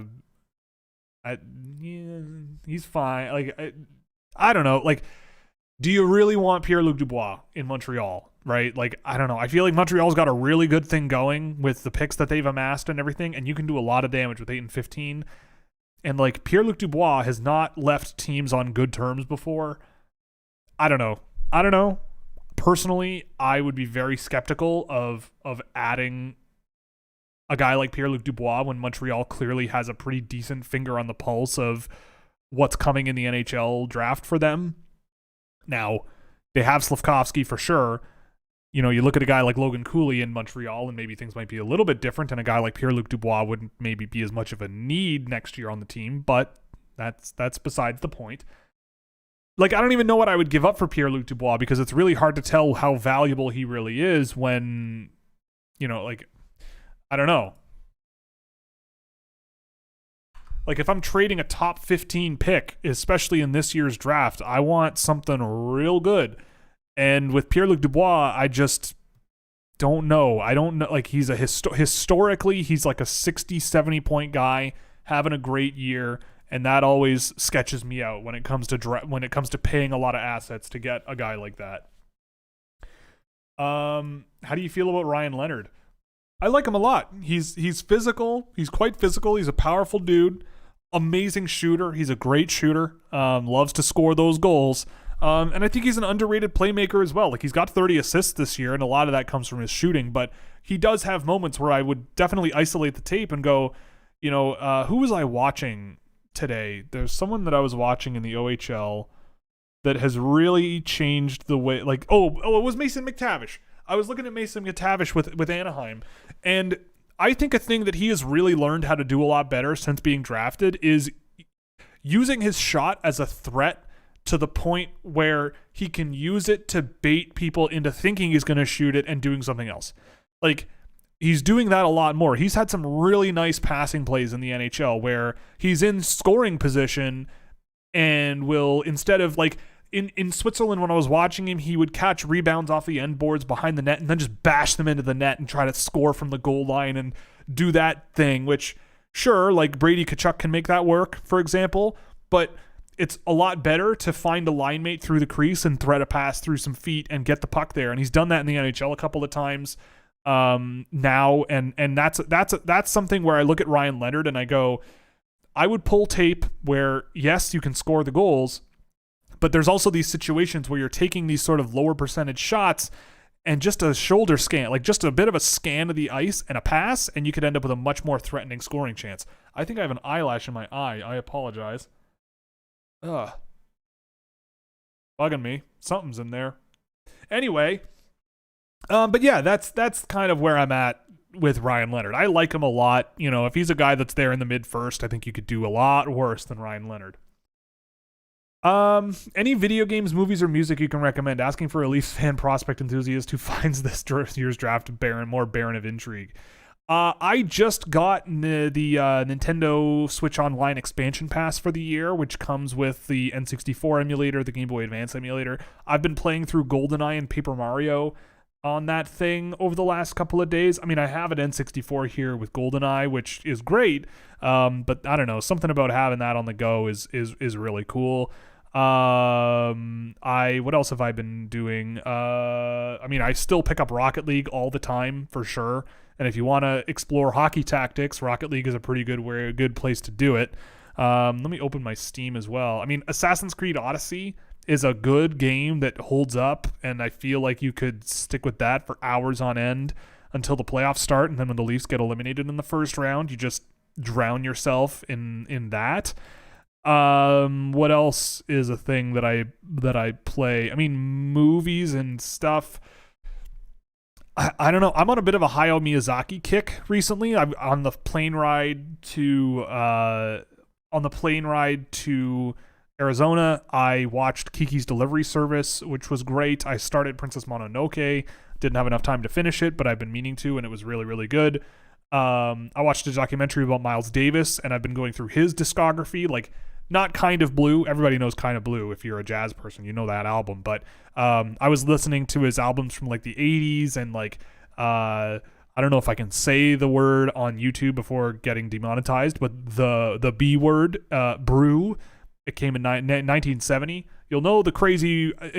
I love that album. It's a great album, and the way the documentary explained the thinking behind that album, like it kind of transports you to a different world, which I always love when you put on a pair of headphones and like listen to music and you're like, what in the name of God is happening here? And then someone goes, yeah, this album was recorded in 1970 New York, and like it was a little grimy, a little weird, a little skeezy, and so was Miles Davis at the time, and he wanted to do something completely different and unique and new that kind of had this more feel to it than like actual tune, which I love. I love that album, and now that I listen to it through that context, I love it. I don't know. What other? I'm trying to think of other stuff. Like maybe more recent albums that have come out and stuff that are worth listening to, but I can't think of any off the top of my head. Bob and Doug, the Bob and Doug discography, Take Off. That's a good song. I don't know. I also have enjoyed recently going back and listening to some Rush records. Both in the 70s when they were kind of like in their heyday, but also the 80s. I think Rush in the 80s like made some of the most whack, awesome music videos out there. Like The Big Money is a good one. Time Stands Still is another great music video, especially if you like cheesy 80s green screen effects. You should check that out. But also, Brian, you're in the Discord server. I'll probably have a lot better answers in there as well, and I'll just spam you with suggestions. Not a question, but Alex Nikishin is tearing up the KHL. Yeah, that's not a hot take at all. Graham Slam. Oh, hello. Graham is a fellow YouTuber, so you should probably subscribe to his channel, by the way. Non-draft related question here. What do you think Timo Meier is worth? I mean, look, we just watched Ryan O'Reilly get double retained, and the St. Louis Blues got 2 okay prospects and the equivalent offer sheet package for a $6.5 to $8.5 million restricted free agent for basically the rest of the season of Ryan O'Reilly. Like, if you're paying for Timo Meier, like, part of me says the trade value for him just went up because that you're probably getting a better player and you can lock in Meier long term, and the Leafs are probably not locking in Ryan O'Reilly long term unless he gives them the greatest gift from the hockey gods imaginable, like Mark Giordano did last year. But when I don't know, when I look at that, I go, okay, like, you know, but the thing is, the trade, I say this all the time, the trade market doesn't exist. It's not a thing, right? Like, every negotiation is a different game with different players and different valuations, right? Like, what one asset is worth to one person isn't always what it is worth to another person. Elon Musk spent a bajillion dollars on Twitter because he thought it was worth something because of the memes. Most people with a brain would go, I think you're a little nutty there, bud, but you're allowed to think that. So what do I think he's worth? I don't know. What would I have paid the price Toronto paid for Ryan O'Reilly? Probably not. Would I have paid that price for Timo Meier? Absolutely. Right? Like, I probably would say, like, you know, a couple of conditional picks, a first round pick that, you know, lottery protected or whatever.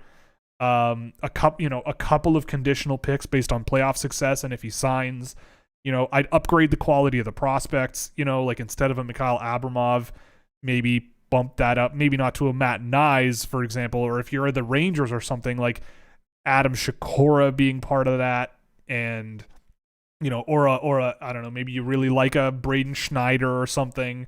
You know, just bump up the quality of prospect you're offering, a first round pick, you know, a couple of conditional picks based on playoff success, and if he signs, I don't know, because I think I'd much rather have him than, say, a Ryan O'Reilly. But I just think that, you know, again, with Toronto, I think they were just thinking about cost and value and getting him cheap. Whereas with Meier, it's just you're getting Timo Meier, and it could, I don't know, but I also wouldn't be surprised. There's a lot. I'll be very fascinated to see what the actual trade package looks like for him, because who knows? Like, teams might just go, I'm not paying that price. And if everyone sits there and goes, I'm not paying what you want, and San Jose goes, oh, okay, fine. You might end up with a trade where it's like, oh, or if a team goes, we want Timo Meier, but only if he will extend with us. And the number of teams where that's a possibility from Timo's side is 1 or 2. That also destroys your leverage. Whereas with Ryan O'Reilly, it was like they asked him where he wanted to go, and he said Toronto, and he was like gung-ho to be there as a rental, and Toronto seems to be more than happy to have him be there as that kind of a role. So I think with Timo Meier, like, yeah, it just really, really, really depends for sure. Okay, Brian brings up a good question that allows me to do something. Who on your team scouting shortlist would you want most on the Leafs with their 3rd round pick? You currently have Mukhanov, Cagnoni, Pinelli, Mishiak, and Whitelaw. Yeah, so if you're not familiar, team scouting is just a list of players with Toronto's picks. Again, not because I'm a huge Homer Leafs fan, but because I grew up in Toronto and it's the easiest thing for me to keep in mind. And they started with quite a few picks when I started the project for the 2015 draft. But it's basically at any given Toronto Maple Leaf pick, who would I put on that list?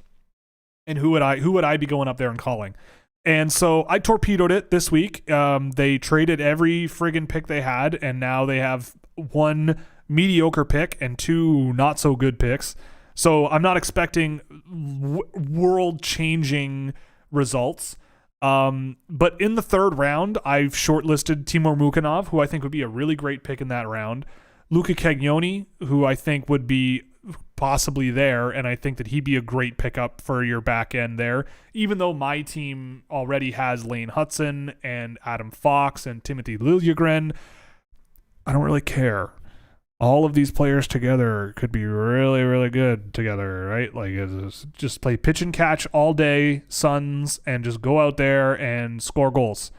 Do your job. Go out there and score goals. I feel like you'd sort that problem out later if you had a guy like Luca Cagnoni on one pair and Lane Hudson on the other, especially when you use a late 2nd round on one, or for me, it was an early 2nd round on the first and a late 3rd round pick on the other. If that fails, Luca Pinelli's on there. I love Luca Pinelli, and I think as a late 3rd round pick, you could do a lot worse. Martin Mishiak, I feel like he wouldn't be the most exciting pick, but if he's there in the late 3rd, I feel like you're going to get an NHL player.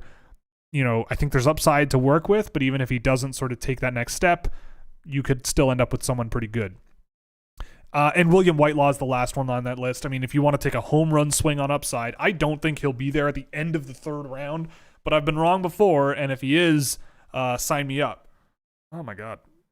And just because for posterity, the rest of the short list, as I've modified it, I've got Matthew Mania, Matthew Soto, Felix Nilsson, Arvid Bergstrom, and Griffin Erdman penciled in for that 5th round pick, and Isaac Hedqvist, the guy I just started watching this week, who I think is pretty good, Ignat Rutfulin, Gennady Chali, Pontus Falk, and Brandon Svoboda bringing up the rear in the 6th round. So we'll see what happens. But that's it's another exciting year here in Team Scouching headquarters. I mean, when you really want to win a Stanley Cup, sometimes you just gotta go out and get rentals. Am I right? Oh boy. Anyway. Do you think Michkov just thought he was too good for the league he was in? I mean, maybe, but that doesn't strike me as that good of a sign, right? Like, do you really, like, I don't know. I might be overthinking it, and maybe that's entirely possible. But I feel like it's a bad look to be like, oh yeah, I know I played like crap, but that's because I just didn't care. Like, if we talk a lot, like, I don't know. I feel like that's a situation where we have to make up our minds of like, do you want, like, to me, that's a sign of bad character for an athlete, right? And I feel like I feel like that's because it's been preached to me by people in power positions for decades of like, oh, like you're on a team and you don't care and you just don't respect you don't whatever, like that's not good. But then you flip your switch when it's a situation you're comfortable in. Great. So what happens when I feel like I need to bench you? You know, like how do you take that news? Well, how do you feel when I take you off the power play or when I put you on the secondary power play unit instead of the first because we went out and got insert player X here at the trade deadline that we want on the first unit? I don't know. Like, I don't know. I might be overthinking it, but again, that to me, if that's true, is not necessarily a good thing. But I think maybe it was just, you know, the coach sat him down and said, here's what your job is going to be. You need to be part of a unit here, whatever. Because it is very, very, very interesting how different his game has been since being drafted, or since the start of the year. What do you think of small goalies? Is it a problem for long NHL playoff runs? Well, UC Saros has gotten to the NHL playoffs before and got injured for that one last year. But, I mean, look, playing goalie is playing goalie, right? Like, the job of a goaltender doesn't change in the playoffs. Like, the way the game is played in the playoffs changes. But, I mean, if anything, being a small goalie might have advantages as well as disadvantages in the playoffs. Like, I find that smaller goalies are agile and can stay lower to the ice, and it is, in my view, a lot easier to see a puck through a bunch of legs than a bunch of torsos. And in the NHL playoffs, you're going to have a lot of torsos in your face pretty much the whole game for the whole playoff run you're in. Now, the thing about small goalies, though, is I do think that in the NHL, the shooters and the offensive players now are so good that an extra inch or an extra 2 inches can make a huge difference. Like, it makes it a lot harder, right? It's always a lot easier when you just fill the net with your body, but that's not obviously everything, right? It's just like on a cross crease one-timer. Are you going to want a guy who's 5'10 in net or a guy who's 6'4, right? I would have to do the math. I'd have to pull up my biomechanics textbooks and examine just how much longer a person's legs are when they're 6 inches taller. I'd have to do the math. I know you can do it, but I just don't remember because this was 10 years ago. But it's possible to do that math. And it's probably significant enough where it's like, yeah, like when you're dealing with something the size of a hockey puck, yeah, it could probably matter, you know. Like your arms would be shorter. That also closes things out. It just changes the equation, but I think it changes the equation a lot more, in my view, than it does for skaters, I guess is what I'm saying. Do you see Zach Benson play a full game at defense last week, PK and all? Yeah, I did not see that, but I had heard it happened.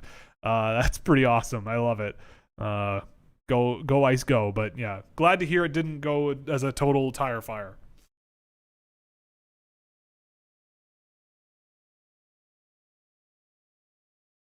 Okay. Is there a defenseman out there who isn't getting hype because he doesn't show any offense but does all the little things right, like defense, getting the puck out with control and skating? Oh, Tom Willander, easy. Tom Willander's I think he's a really, really good defenseman for this year's draft. He's not scoring, but you don't look at his numbers and go, oh my God, like, wow, this guy's really shooting the lights out. And, like he's got 21 points in 34 games, which is not terrible. And his involvement at even strength on goals is not terrible either. But it's not like otherworldly. And I don't know. I really like Tom Willander. I mean, he is a very, very capable defender, especially stick checking first. He's got the size. I don't think he's actually 6'1". I think he's bigger than that. I think he's got a ton of things that he does really, really well. But again, like the offense just isn't quite there. Him, and if you want someone else who is not like some people have Tom Willander in the first round. I have also come to really like his partner Albert Wickman, who again, not an offensive bone in his body, like literally just you got, if you want to develop him, you gotta make him shoot better. But the defensive ability and the skill level and the mobility on his feet is all really, really good. Really solid, capable passer as well. Next week, I'll be doing a game of him in the SHL. And Tom Willander, though, just brings a really, really good sense for the game, I think. And I think he's got a lot to go on. And I would probably urge him to maybe be a little more aggressive. Like he kind of reminds me a little bit of like Daniil Chayka from a couple of years ago, with sort of the skill level and the maneuverability and the blank slatedness of his profile that could be messed around with a little bit in the next couple of years, because I really like Tom Willander and think there's a lot to like. Tyler, hey Will, which defenseman in this draft has the most offensive upside, regardless of how unrealistic or realistic it is to reach said upside? Good question. Let's filter for defense. Like, if I had to pick a guy who, let's say as a defenseman, ends up with the most points, I mean, Sandin Pellikka comes to mind. Maybe either, I would, you know what, Cagnoni or Gulyayev, I think, would probably be in that discussion. Caden Price, if I'm feeling, I don't know what feeling I'd be feeling, like manic maybe, Caden Price might be part of that. Like, I think if we want to say, like, even if it's a 1% chance that the player hits their peak, Caden Price might be part of that discussion. Like, Caden Price, 1% of the time, I'm going, holy friggin' God, this guy could be really good. About 45% of the time, I'm going, what are you thinking here? 45% of the time, I'm going, why aren't you doing anything? And the rest of the time, I'm just going, okay, he's fine. He's all right. He's decent. But it's that 1% where I'm like, oh boy, yeah, let's go. Like, but just not often enough. But he might be part of that group. But like Gulyayev and Cagnoni, I think, are safer bets. So yeah. The Leafs now only have picks in rounds 3, 5, and 6. Do you think Liam Dauer-Nielsen or Tom Willander, I think you mean Noah, could slide that far, or who could slide to late third that you might think would be a steal? You put Dumais in there. I watched Jordan Dumais play today. I still don't think he's that great. Do you think? I wouldn't draft Noah Dauer-Nielsen, and I feel like he'll be gone by the end of the third round. Same thing. I mean, Tom Willander in the third round would be great, but I don't expect him to be there. If you want a Tom Willander-esque player, like Jakub Dvorak might be there. I feel like a guy like Bo Akey might be a good Toronto Maple Leaf, or Arvid Bergstrom. Caden Price, if he slips all the way to the end of the third round, like Caden Price might be a really neat high upside gamble. Like, if you lose, you lose, but if he's there, then that would be a lot of fun. I'm trying to think realistically of who Toronto might have in their sights there. Trying to think of who they drafted from Kelowna last year, Fariastad. They drafted the goalie. They drafted from Magnitogorsk. Roman Kanserov would be fun. I don't know if I would do it, but maybe they dip back into Magnitogorsk. I don't know. We'll see. But who could slide that far? I don't know. I mean, by the end of the third round, you're getting real thin, I think, for guys where I'm like, oh my God, this guy needs to be drafted. Like, Timur Mukanov would be up there. But if like William Whitelaw's there, I don't think Toronto would draft those guys just based on who they've drafted in the past. And I feel like their philosophy as an organization has shifted in the last few years of what they're looking for. But maybe an Oscar Fisker-Molgaard if he slips to that range. I don't know. It's hard to tell because there's going to be like 80 names off the board before we get there. Thoughts on Grayson Sachin? Very good hockey player. All around, just a very good hockey player. Not a burner, but crafty and skilled and just very smart in a lot of the right places and making the right moves at the right time. Doing a lot of things really well. I think that he's a good player. And he's gotten better every game I've seen him this year. At the top prospects game, he was spectacular in my opinion. Maybe I'm a bit high on him now, but I do really like him, and I think there's a lot to like with Sachin. Have you seen much Gavin Hayes this season? He can't stop scoring, and I know you weren't that high on him. I mean, okay, let's slow down there, Tyler. He's got 59 points this year in 55 games. He's on pace for 72 points. That's a solid +1 season after being drafted, but not spectacular. But like, I don't know, with Gavin Hayes, it was just not a whole lot going on when I watched him, and then he'd make a quick skill move and then rocket a puck into the back of the net with, pretty good skill and all that stuff, and that's fine. And again, like, he was a third round draft pick at 66th overall. Like, I think there are better players I would have taken ahead of him, but I don't know. He's been fine. The statistical trajectory is fine. If you were put in charge of building Canada's 2024 roster, would you favor the experience of some of the older 04 players or more skilled dynamic crops of 05s? Well, let's take a look-see at the 2022 draft for those guys. Because, I mean, if I'm Canada next year, I mean, Bedard won't be on the team, but I imagine Benson will probably... I would put Benson on the team. I feel like Quentin Musty could play on that team. Andrew Crystal probably should play on that team. Who else? Maybe Callum Ritchie down the lineup at the bottom. But, like, who's on the team for Canada that was drafted last year? Why don't I just use this? Let's just go to this. Pull you over here. 2022. Oh, no, let's just do this. Canada. Like, the 2022 crop, I feel like, for Canada was kind of okay. But I might be wrong on that. Like, Shane Wright won't be... Oh, but he's not even eligible, I don't think. Right? Is he? Can I filter? Yes, he will be. Okay, so Shane Wright could go back. Yeah, like, it'll be hard to tell me not to bring Korchinski, Savoy, even a Matejchuk. Yeah, like, it'll be hard to crack the defense. I imagine Reed Schaefer will come back if he's eligible. I don't think he's eligible. He's not. So Reed Schaefer won't be back. Right? Yeah, no, he won't be. Come on. There we go. Yeah, like I imagine Jagger Furcus, Owen Beck, maybe Fraser Minton. Nathan Gaucher won't be eligible. Yeah, like I mean, there's a few guys here where I would probably want them on the team. You know, Benson, Jaden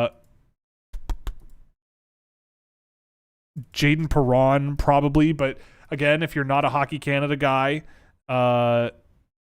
Perron might not be there because most college guys in Canada that are Canadian don't go to the World Juniors.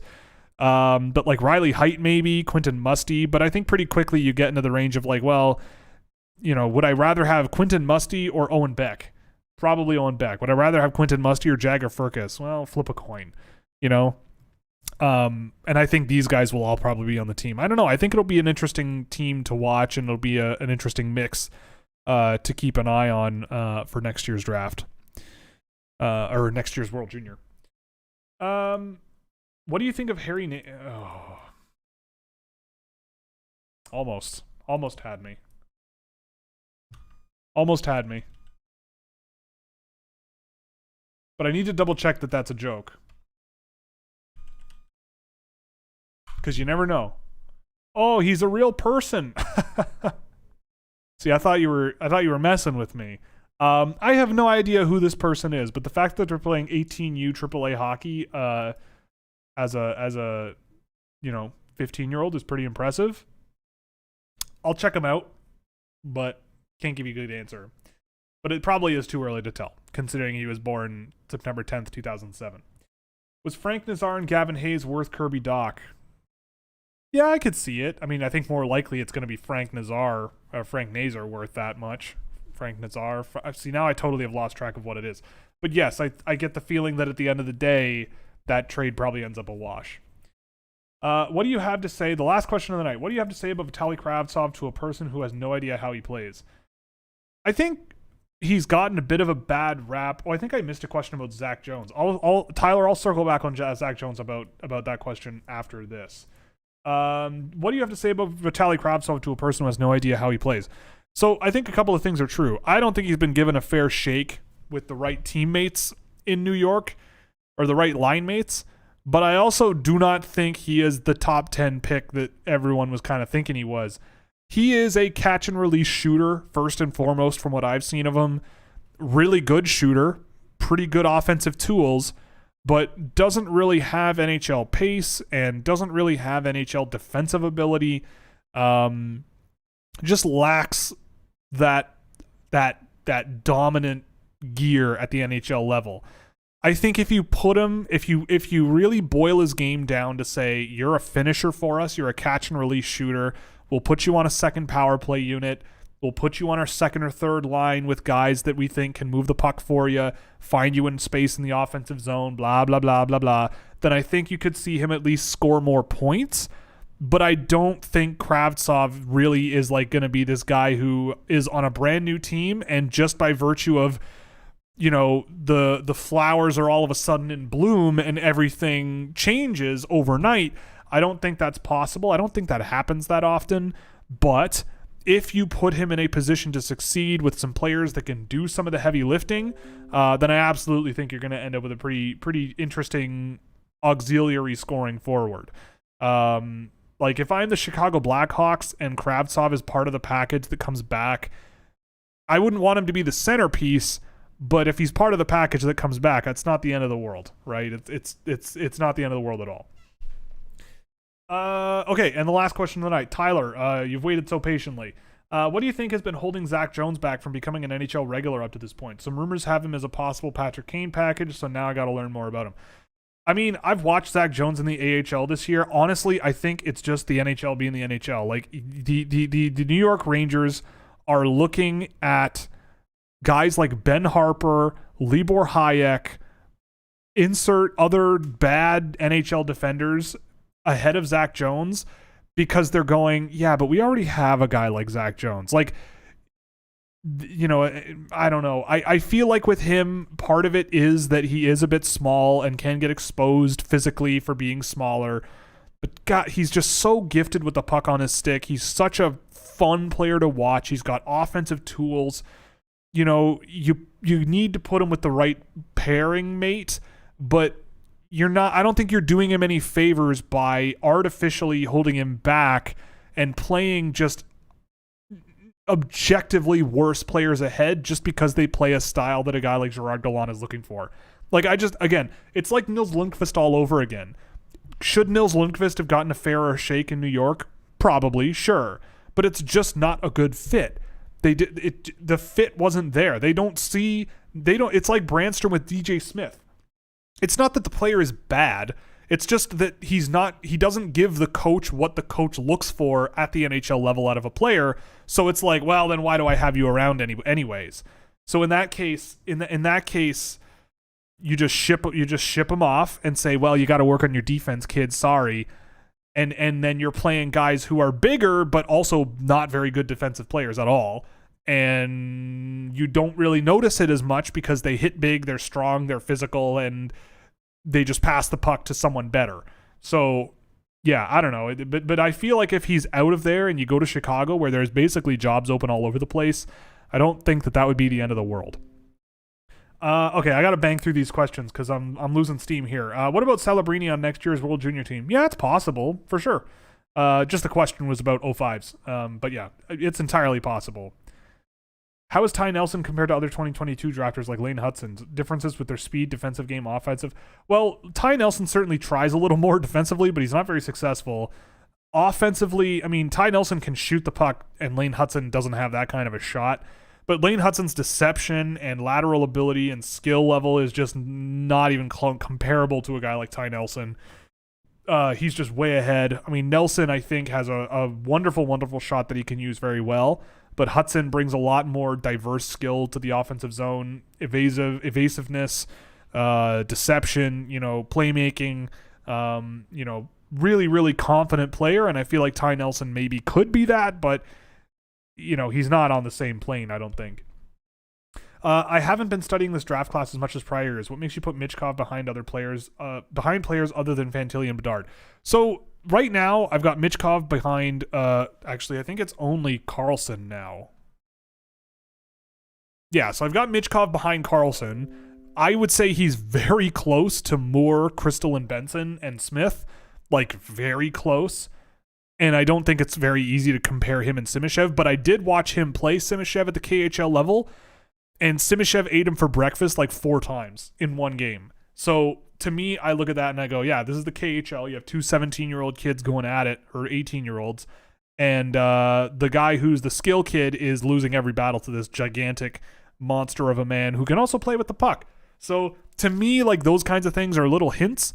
But for me with Karlsson and Michkov, like Karlsson is just an excellent resistor of pressure. Like Sam McGilligan said this a while ago, Leo Karlsson is like what Habs fans want Slafkovsky to be, but like more now. Like he's very skilled, really has these moments of pulling pucks between legs and just doing some really impressive stuff that you don't see out of big guys that often. He's resilient, not the quickest guy in the world, but he's an interesting player. And I mean, with him and Michkov, like I don't really know what they're gonna give you different things at different levels. I think there's a lot of upside that you could work with Karlsson. His development could be very, very good, and you might end up with like an Anze Kopitar style 200-foot guy who can play physically but also dangle dudes. With Matvei Michkov though, you might be looking at a Artemi Panarin kind of guy where it's like 90 points, maybe at his peak season he shoots, he scores 45 goals and has 40 assists or 35 assists, something like that. Is he Peter Bondra, right? Like I don't know, possibly. But with him, like with Michkov, I mean, the issues that I was seeing that was putting him behind guys was just overall 200-foot work. He was not doing much defensively. Offensively, he was really, really me first. A lot of his offense came on the power play, and he was sort of just a lot of his offense was right place, right time, catching rebounds, going to the net, lift a stick, get a chance, and it goes in, right? And there wasn't a whole lot of diversity as to how he's scoring his goals. And I still think that that's kind of the case. But in terms of all of the things that go into shooting a puck that a team as a whole needs to do, he's doing a lot more of it with Sochi than he was with St. Petersburg. With Oliver Moore, all that is already there. Andrew Crystal, that's not all there, but the playmaking and the vision offensively is just amazing. And the offensive ability, but there are limitations in his game. I don't know. But I feel like with Michkov, I cannot really see putting him any lower than 5 at this point. I can't see him any higher than 3, and I think that would be a soft 3 anyway. But Karlsson, I mean, because I don't know. I think Leo Karlsson's a very good player, but he might not score as much as a guy like Michkov could. But I feel like Michkov will also need a supporting cast to help him, produce at the NHL level, even if he is a pretty good procedural player, getting pucks around the ice, getting them up the ice and all that stuff, and back checking, chipping in defensively, blah, blah, blah, blah, blah.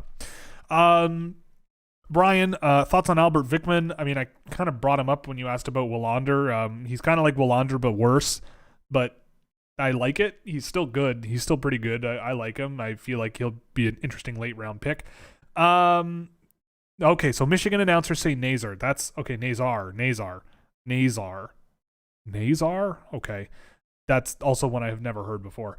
I don't think. But I also watch games on mute, so there's that. Thoughts on Leo Karlsson playing in the AHL next season? I think it's entirely possible, but I might just stuff him back in junior or back at the in the SHL for a year. Then think about it later. The next stream will be next Thursday night at 8 p.m. Thoughts on Suzdalev's play in Regina? He's still Alexander Suzdalev. Crazy good hands, good finisher. The rest is still a work in progress. But that's going to be it for me this week. Thank you very much for joining me. So the next stream will be next Thursday night, 8 p.m. Eastern Standard Time. So you can put it in your calendar as a recurring event, unless otherwise noted by myself. Thank you very much for joining me. Again, thank you very much for donating last week to help earthquake victims in Turkey and Syria. Every little bit counts, and the Canadian government is matching the donation, so that's very, very nice of them. So way to go. Thank you very much for joining me. A lot of great stuff to poke through this week, and we'll see you next week for a whole other party. Sure, there's going to be tons and tons of takes to go over because, we're not going to be at the NHL trade deadline, but we'll be pretty close. Anyway, thank you very much, and we'll see you next week. Toodles, be safe, and be well.